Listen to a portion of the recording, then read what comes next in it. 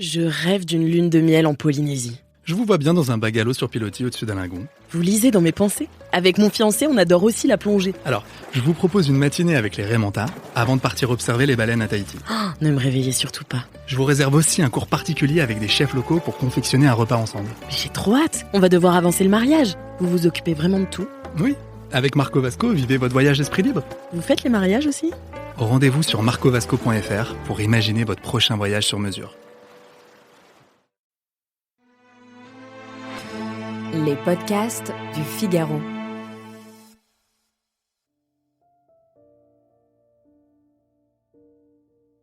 Pourquoi voulez-vous d'un garçon finlandais dans votre film ?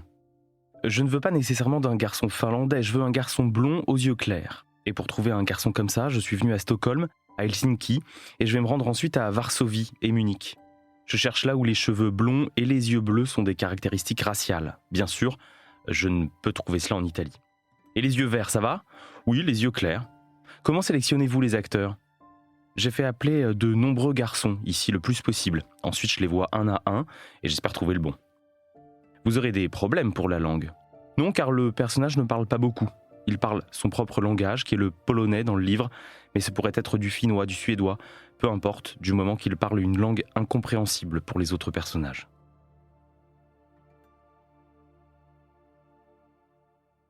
Bonjour et bienvenue dans le podcast Le Moment des livres. Vous venez d'écouter un extrait de La Couronne du Serpent, publié aux éditions de l'Observatoire. Je m'appelle Bruno Corti et aujourd'hui je suis avec l'auteur de ce roman. Bonjour Guillaume Périlou. Bonjour Bruno Corti. Vous publiez La Couronne du Serpent, roman passionnant qui met en présence en 1970 le grand réalisateur italien Luchino Visconti, 63 ans, et un adolescent suédois de 15 ans, Björn Andresen.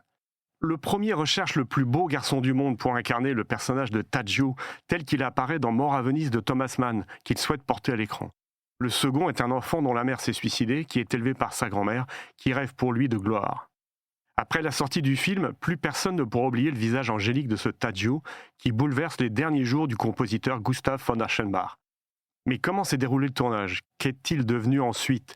Guillaume Périlou propose au lecteur le point de vue des deux protagonistes et de quelques proches, célèbres pour Visconti, Helmut Berger, la Calas, Balthus, inconnu pour Björn puisqu'il s'agit de sa fille. C'est un portrait réussi de deux mondes, celui de l'aristocrate et celui du gamin suédois, qui, comme Icare, à trop vouloir toucher la lumière, s'est brûlé les ailes. Alors, Guillaume Périlou, première question, est-il faux de penser que la part du réel dans votre histoire est bien plus grande que celle de la fiction ? Non, c'est pas faux. Je pense qu'effectivement, la part du réel est bien plus grande, d'autant que je me suis donc évidemment appuyé sur des personnages existants, que ce soit Luchino Visconti et Björn Andresen, et dans le cas de Luchino Visconti, sur des faits historiques, j'allais dire, puisque Luchino Visconti appartient à l'histoire du cinéma, donc à l'histoire de l'art, qu'il y a sur lui de nombreux textes et des biographies, dont une biographie de référence que je cite volontiers, qui est celle de Laurence Schifano, qui s'appelle Visconti, une vie exposée. Et donc, à la lumière de ce qu'on connaît de sa vie, j'ai placé des éléments, des événements dans sa bouche, dans la correspondance que j'invente. Et en ce qui concerne Björn Andresen, qui est donc toujours vivant, là je m'en suis délibérément davantage écarté pour ne pas être dans une forme de témoignage, mais bien dans un roman, tout en restant dans la probabilité de ce que lui-même a bien voulu déjà expliquer, exprimer sur sa vie. Avez-vous eu peur ou peut-être des doutes en mettant en scène un personnage réel et toujours vivant, justement, ce fameux Björn Andresen, le Tadzio du film de Visconti ? Non, et c'est peut-être une forme d'inconscience de ma part, mais effectivement, je n'ai pas eu peur. Alors, d'abord parce que, en fait, quand j'ai commencé ce roman, j'avais pas non plus publié mon premier livre, donc je n'écrivais encore à l'époque que pour moi-même, et donc quand on écrit que pour soi, on est libre de tout faire. Et puis, dans un deuxième temps, quand j'y réfléchis, je me dis que de toute façon, c'est une justification peut-être un peu facile, mais le romancier est quand même libre de beaucoup de choses. Et la littérature, il faut le rappeler, permet la plus grande des libertés. Et donc, quand on écrit sur un personnage existant, je pense qu'on peut tout faire si on reste évidemment dans le respect, et encore une fois, dans ce que j'imagine être probable dans son cas. Alors, vous placez en épigraphe de votre livre cette phrase de Thomas Mann, donc l'auteur de Mort à Venise. « Il est bon assurément que le monde ne reconnaisse que le chef-d'œuvre et non ses origines, non les conditions et les circonstances de sa genèse. » Vous vous inscrivez donc en faux avec cette citation puisque vous faites tout le contraire. Exactement, je pense que je fais tout ce que Thomas Mann n'aurait pas voulu que je sache, ou surtout tout ce que Visconti n'aurait pas voulu que je fasse, encore que c'est quand même Luchino Visconti lui-même qui a documenté son propre tournage en réalisant lui-même un documentaire, notamment sur le casting, un documentaire qui fait partie de ce sur quoi je me base pour écrire ce roman, puisqu'il a lui-même filmé ces images d'un adolescent de 15 ans qu'il demande de se déshabiller, de marcher de long en large. Ce sont des images aujourd'hui qui sont assez fortes, dans le sens où elles sont assez dérangeantes, voire très dérangeantes, puisqu'on voit cet adolescent de 15 ans mal à l'aise, on le devine relativement souffrant à l'idée de devoir faire tout ça, ne comprenant pas bien ce qui se passe. Donc, je dévoile les coulisses et la genèse, mais lui-même l'avait fait aussi d'une certaine manière.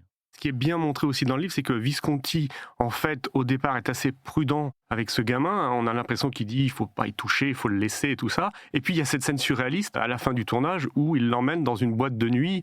Et là, on se dit waouh, il y a quelque chose qui va pas, qui colle pas. C'est ça, exactement. C'est-à-dire que Luchino Visconti, dès le départ, il dit à l'ensemble de son équipe « Attention, on protège cet enfant. L'objet du désir, c'est Tadzio, le personnage du film, le personnage de Thomas Mann que je mets en scène. Mais ça n'est pas Björn Andresen, 15 ans. » Et effectivement, à l'issue de la projection du film à Cannes, il va, avec Dirk Bogarde, emmener cet adolescent dans une boîte de nuit qui se trouve être une boîte gay, boîte dans laquelle Björn Andresen va se faire draguer et dont il dit ne plus avoir de souvenirs ensuite, puisque ça il le dit, je ne l'invente pas, il est rentré chez lui en ayant oublié ce qui s'est passé à la fin. Donc Luchino Visconti affirme protéger Björn Andresen, mais c'est comme s'il le protégeait car il est l'objet d'un film. Il le protège au moment où il fait de l'art, où il est un personnage de l'art et une façon de faire de l'art, mais ensuite dans la vraie vie, l'art est déjà loin, on n'a plus besoin de protéger ce garçon,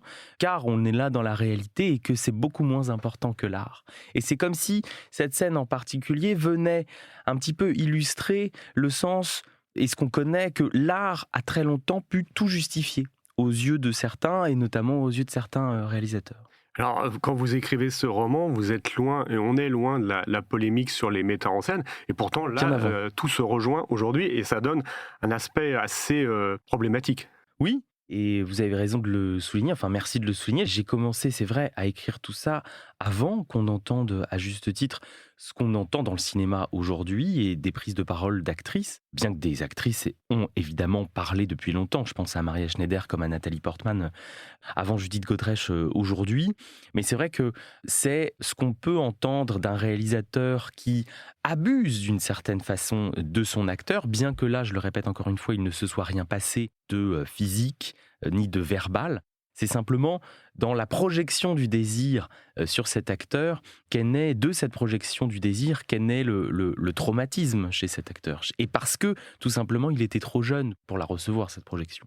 Après, le malaise vient aussi du fait que donc, votre roman, qui est à travers une correspondance, des correspondances, il y a notamment la correspondance de Visconti avec son amant Helmut Berger, qui l'a façonné d'une certaine mesure. Et donc, on ne peut pas s'empêcher de se dire, mais après tout ce qu'il a fait avec l'un, il aurait très bien pu le faire avec l'autre. Exactement. Et il l'a en quelque sorte fait. Et c'est vrai que vous le soulignez à juste titre, je le mets délibérément en parallèle, car Helmut Berger, après avoir tourné Ludwig, le film qui va suivre Mort à Venise, a carrément séjourné en hôpital psychiatrique, tant il a été, comment dirais-je, dans la peau, dans les traces de ce roi fou qu'il incarnait, mais tant Luchino Visconti a à ce point voulu qu'il incarne et qu'il soit ce roi fou. Donc effectivement, c'était une façon de faire, c'était, je le mets dans la bouche d'un personnage, un démiurge, enfin en tout cas un marionnettiste avec ses marionnettes. Et c'est vrai que d'autres, comme lui, encore une fois, l'ont fait, et c'est peut-être quelque chose qui change, ou en tout cas, on en a la conscience aujourd'hui. Alors, vous dédiez ce roman à ce gamin qui est devenu un adulte et qui est devenu un inconnu. Il est toujours vivant, mais bon, il a disparu des radars. Et pourtant, on a l'impression que quand même, malgré tout, à la fin du livre, vous vous refusez tout de même à juger Visconti. C'était important. Il s'agissait effectivement de ne pas juger quelqu'un qui, d'autant plus, a visiblement eu la volonté, encore une fois, de le protéger, cet enfant, même s'il n'a pas réussi à le faire. Ensuite, il était important surtout de ne pas apposer un regard anachronique sur des situations qui dataient de 1970. Il est bien aisé aujourd'hui de les regarder avec notre œil averti et avec l'acuité de notre époque. Mais effectivement, Quand Luchino Visconti dit lors d'une conférence de presse « Attendez, Björn Andresen aujourd'hui a 16 ans, il n'est plus du tout aussi beau que ce qu'il a pu être par le passé », c'est évidemment aujourd'hui quelque chose qu'on n'entendrait plus. Mais s'il le prononce à l'époque, c'est bien que c'est audible. Donc voilà, il faut faire attention à ça. Les romans sur les personnages connus du monde littéraire, cinématographique, théâtral sont légion. Quel livre illustre pour vous ce mélange de personnages réels et de fiction en littérature ? Bonne question. Je ne sais pas si j'y ai vraiment réfléchi. Alors là, d'emblée, ce qui me vient à l'esprit, c'est un roman très contemporain qui vient de paraître en même temps que le mien et qui met en scène Marguerite Yourcenar. C'est vrai, vous le dites, c'est Légion, ça s'appelle Un autre m'attend ailleurs, si je ne me trompe pas, de Christophe Bigot à La Martinière. Et c'est effectivement un roman qui met en scène Marguerite Yourcenar et son dernier amour. Mais effectivement, d'autres l'ont fait. Et un romancier m'a dit d'ailleurs, au moment de la sortie, mais il faut être aussi un peu inconscient, c'est ce que je disais au début de cette interview. Peut-être que je l'étais trop, ou peut-être que je l'étais, et tant mieux que je l'ai été, parce que sinon peut-être qu'on se freinerait et on s'empêcherait de le faire. Quel livre vous a fait aimer lire ? Le livre qui m'a fait aimer lire, peut-être le premier, ce serait Les mots de Jean-Paul Sartre. En fait, moi j'ai commencé à lire relativement tard, enfin j'ai commencé à lire vers 15 ans. Je lisais pas du tout quand j'étais enfant, mais vers 15 ans j'ai été immobilisé en fauteuil roulant, donc pendant plusieurs mois, j'avais pas trop le choix que de faire ça. Et Les mots étaient dans mon souvenir quelque chose qui était une lecture de classe, imposée par l'école, je veux dire, et ça m'a frappé parce que je voyais chez Sartre qui parlait de son grand-père, qui lui a fait aimer les livres, une analogie avec ma situation avec ma tante, qui elle-même enseignait le français, et voulait que je lise, et me transmettait son amour de la littérature. Donc je me suis dit, tiens, d'une façon très romantique, ça doit être bien de se placer dans les pas de Sartre, tant qu'à faire, soyons complètement mégalos. Intéressons-nous à ça, et sans doute que les livres, vu comment il en parle, ça peut être pour le moins intéressant. Quel livre vous a fait pleurer ? Je pense à l'histoire d'amour de La chambre de Giovanni, de James Baldwin, qui est un roman évidemment fondateur, j'allais dire, dans la littérature homosexuelle, si on peut l'appeler comme ça, fondateur aussi dans mes lectures de jeunesse et pas que, dont je peux relire par exemple la dernière page et cette lettre que le personnage coupe, cette lettre de l'amour, il la déchire et elle s'envole avec le vent, mais les morceaux déchirés lui reviennent à la figure. Quel livre vous a fait rire ? Je pense là à une nouvelle de Gogol, qui a écrit beaucoup de nouvelles qui sont drôles, que ce soit Le nez ou le manteau, mais je pense aussi surtout au Journal d'un fou de Nicolas Gogol. Ce que je peux dire, ce que je peux en dire, ce qui me vient à l'esprit, c'est vraiment l'histoire d'un type, comme dirait Coluche, qui parle de son chien et qui craint que son chien dise du mal de lui, donc son maître, à d'autres chiens, écrive à d'autres chiens en tapant sur son maître. Et c'est hilarant, et on voit au fil et à mesure des jours ce maître s'enliser dans la folie. Quel livre vous a mis en colère ? Beaucoup. Je crois que tous les livres que je trouve, j'allais dire mal écrits, me mettent en colère, même si, bon, c'est vraiment un jugement subjectif, mais peut-être les livres dont on se demande quelle est la nécessité. Je crois qu'il y a des livres, par exemple, dont on se dit qu'il n'a pas été écrit suffisamment avec le cœur, peut-être trop avec l'esprit, et que voilà, ça manque peut-être de sincérité. Quel livre aimez-vous offrir ? Celui que j'ai le plus offert, je pense que c'est La Place d'Annie Ernaux, parce que c'est un livre court, parce que c'est un livre qui m'a beaucoup rappelé ma propre grand-mère, et parce que je trouve que tout le monde devrait le lire, et que c'est une simplicité de langue, une simplicité apparente de la langue qui, à mes yeux, vient montrer une très grande profondeur. Je rappelle que vous êtes l'auteur de La Couronne du Serpent, publié aux éditions de l'Observatoire. Merci Guillaume Périlloux. Merci d'avoir écouté ce podcast. Je m'appelle Bruno Corti, je suis journaliste au Figaro Littéraire.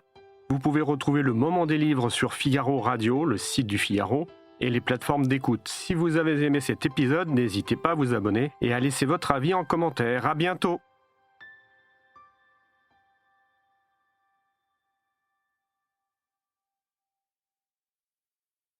Je rêve d'une lune de miel en Polynésie. Je vous vois bien dans un bungalow sur pilotis au-dessus d'un lagon. Vous lisez dans mes pensées ? Avec mon fiancé, on adore aussi la plongée. Alors, je vous propose une matinée avec les Raymanta avant de partir observer les baleines à Tahiti. Oh, ne me réveillez surtout pas. Je vous réserve aussi un cours particulier avec des chefs locaux pour confectionner un repas ensemble. Mais j'ai trop hâte. On va devoir avancer le mariage. Vous vous occupez vraiment de tout ?